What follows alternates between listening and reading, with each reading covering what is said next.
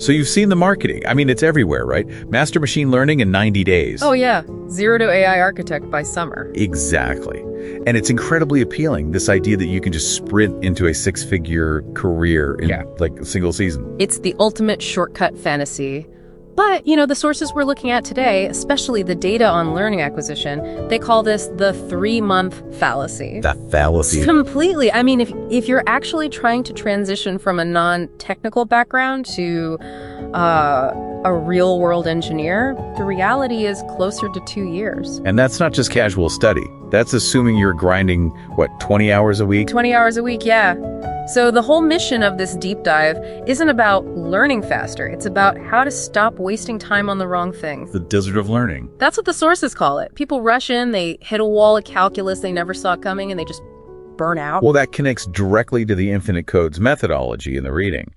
Their whole argument is that failure in AI isn't, a lack of intelligence. Not at all. It's about the wrong order of operations. It is. Think about what a beginner wants to do. They want to get to the cool part, right? The training and tuning. See the robot learn. Exactly.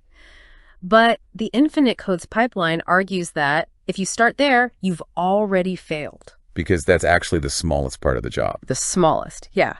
Successful practitioners spend most of their time on ED, exploratory data analysis. Which is basically what? Interviewing your data before you hire it. That's a great way to put it. You have to scrub it, clean it, do feature engineering. If you don't get the shape of your data, the fancy model is just processing garbage. Yeah. And speaking of shape, we have to address the elephant in the room, the math. I was hoping we could skip the math.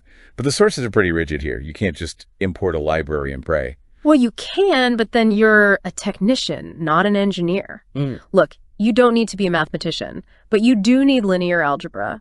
You have to understand how matrices handle data. Okay. And you need calculus.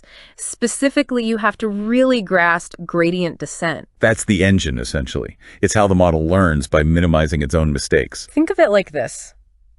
You're walking down a mountain blindfolded. You feel the slope with your feet to find the bottom. That's gradient descent.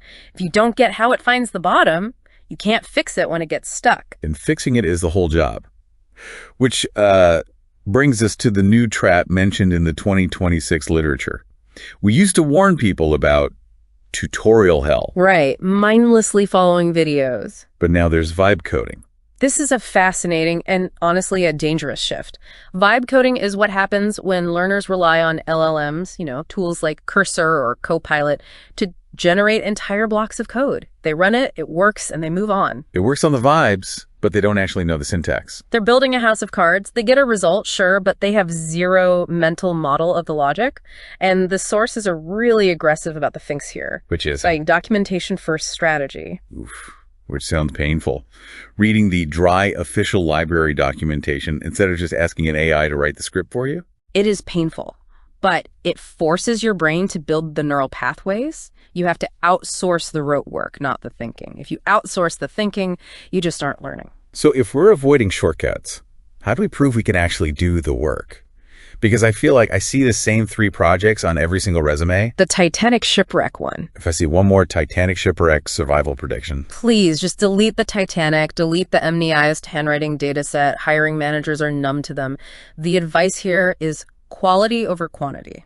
One signature project. But it has to be end to end, right? Not just a model in a notebook. Correct. It has to be novel, something like optimizing a fantasy football league or analyzing urban sustainability data. And it has to live in the real world. Build the data pipeline, train the model, deploy it as an API. That is a massive undertaking. That's not a weekend hackathon. No, not at all. That's why Igor Howell's framework on deep work is referenced so much. You can't multitask this. You need 90 to 120-minute blocks, uninterrupted focus. So 15 minutes here and there between emails isn't going to cut it. It's just not enough cognitive load. It really seems that the takeaway is that mastery is a marathon of, cognitive endurance. It's about building a system for yourself that prioritizes deep understanding over that quick dopamine hit of a running script. And if we look at the bigger picture, the rise of vibe coding poses a really sharp question for you, for the listener.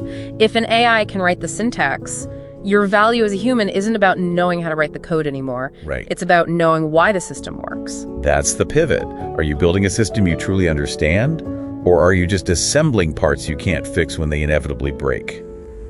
Something to think about. Thanks for listening to this deep dive.